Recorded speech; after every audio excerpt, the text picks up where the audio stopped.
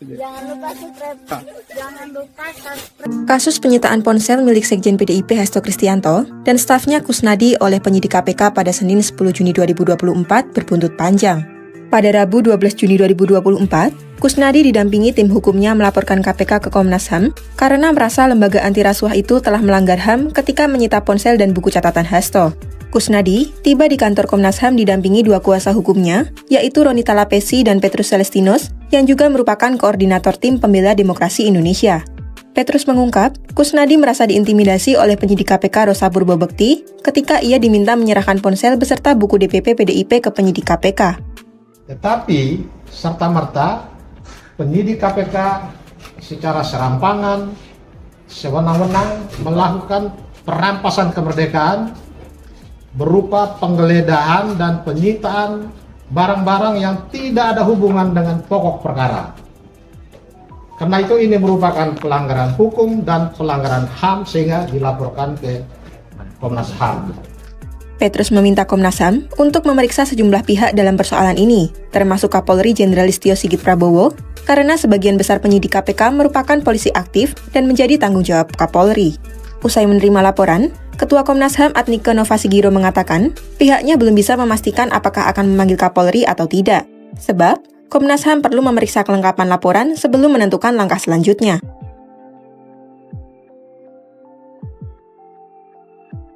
Kusnadi mengungkapkan, sebelum peristiwa dugaan intimidasi terjadi, dirinya tengah bersantai bersama sejumlah awak media dan tim hukum Hasto. Kemudian, penyidik KPK Rosa Purwobekti datang dan memanggilnya dengan alasan dipanggil Hasto. Kusnadi pun mengikut Rosa menuju lantai 2 gedung KPK.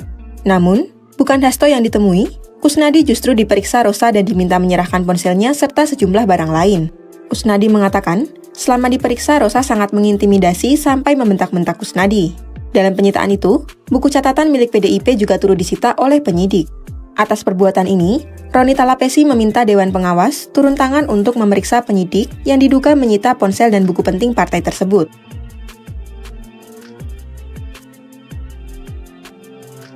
Roni meminta Dewas memeriksa Rosa atas penyitaan buku milik DPP Partai PDIP itu. Lebih lanjut, Rosa akan dilaporkan tim hukum PDIP ke Polda Metro Jaya buntut penyitaan gawai dan buku DPP PDIP itu. Juru bicara PDIP Ciko Hakim mengatakan, pihaknya akan melaporkan Rosa ke Polda pada Kamis 13 Juni 2024. Assalamualaikum warahmatullahi wabarakatuh. Jumpa lagi dengan saya Bustami Narda. Apa kabar pemirsa? Saya doakan pemirsa agar selalu mendapatkan keberkahan hidup dari Allah Subhanahu wa taala, Tuhan Yang Maha Esa. Sahabat BN, penyitaan handphone dan tas milik Sekjen PDIP Hasto Kristianto oleh penyidik KPK ketika Hasto Kristianto diperiksa tim penyidik KPK di gedung KPK beberapa hari lalu ternyata berbuntut panjang. Penyidik KPK dilaporkan ke Komnas HAM. Dan tidak itu saja. PDIP kelihatannya juga akan melaporkan penyidik KPK ke Polri. Sahabat BN, sesungguhnya apa yang dilakukan KPK dari satu sisi tentu menggembirakan bagi publik dengan harapan akan dapat segera mungkin ditangkap buronan Harun Masiku. Setelah 4,5 tahun sampai sekarang ini dia menghilang bagaikan ditelan bumi. Sekali lagi dikatakan bahwa hilangnya Harun Masiku ini cukup mengecewakan bagi publik selama ini. Kenapa kok KPK tidak bisa menemukannya kalau dia masih berada di muka bumi ini? Peralatan apa yang tidak dimiliki oleh KPK untuk mendeteksi keberadaan Harun Masiku? Di Indonesia, KPK tentu saja punya kerjasama dengan pihak keamanan, dengan pihak intelijen. Di luar negeri, KPK tentu juga punya kerjasama dengan Interpol. Jadi tidak ada alasan bagi KPK untuk tidak bisa menemukan dan menangkap Harun Masiku. Tetapi selama ini ternyata KPK tidak menemukannya. Dan ketika KPK tidak menemukannya, publik pun selama ini nyaris tidak dapat informasi dari KPK apa-apa saja upaya yang dilakukan oleh KPK untuk mendeteksi keberadaan Harun Masiku. Nyaris tidak ada selama ini informasi secara terang-benderang dan jelas dari KPK kepada publik. Sehingga publik atau masyarakat memunculkan berbagai interpretasi, berbagai anggapan, berbagai spekulasi jadinya. Bisa saja publik menganggap tidak dapatnya, tidak ditemukannya, tidak ditangkapnya oleh KPK Harun Masiku selama ini karena Harun Masiku berada dalam lingkaran kekuasaan. Harun Masiku berasal dari partai yang sedang berkuasa.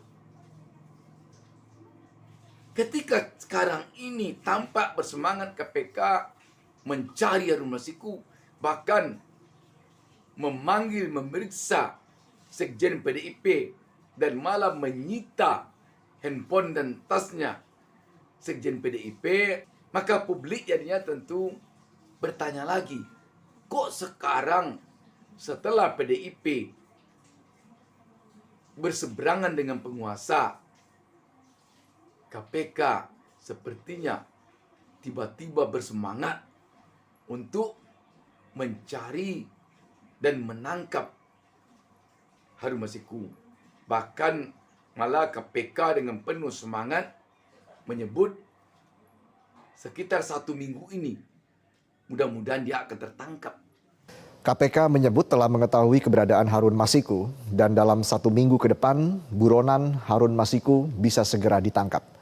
Hal itu diutarakan Wakil Ketua Komisi Pemberantasan Korupsi Alexander Marwata di Kompleks DPR MPR Senayan. Menurutnya penyidik KPK telah mendeteksi keberadaan Harun Masiku. Alex berharap paling cepat dalam waktu seminggu ke depan Harun Masiku dapat ditangkap. Alex menambahkan tidak ada yang salah, kasus Harun Masiku kembali mengemuka pengusutannya, terlebih setelah diperiksanya Sekretaris Jenderal Hasto Kristianto. Menurutnya pengusutan kasus biasanya dilanjutkan karena ditemukannya temuan baru. Sebelumnya penyidik KPK telah mengonfirmasi informasi terkait keberadaan Harun Masiku kepada sejumlah saksi. Lalu pada Senin 10 Juni, KPK juga memeriksa Sekjen PDIP Hasto Kristianto sebagai saksi dalam perkara ini. Sahabat BN, dari sini publik jadinya bertanya, apakah KPK hanya tajam giginya kepada pihak yang berseberangan dengan penguasa dan tumpul giginya kepada pihak yang sedang berkuasa? Namun sahabat BN, setidaknya dalam hal ini publik sudah cukup bergembira dengan adanya kembali upaya KPK untuk menangkap buronan Harun Masiku. Daripada sama sekali tidak ada upaya untuk menangkap, lebih baik sekarang setelah 4,5 tahun dia jadi buron, KPK kembali punya semangat untuk menangkapnya.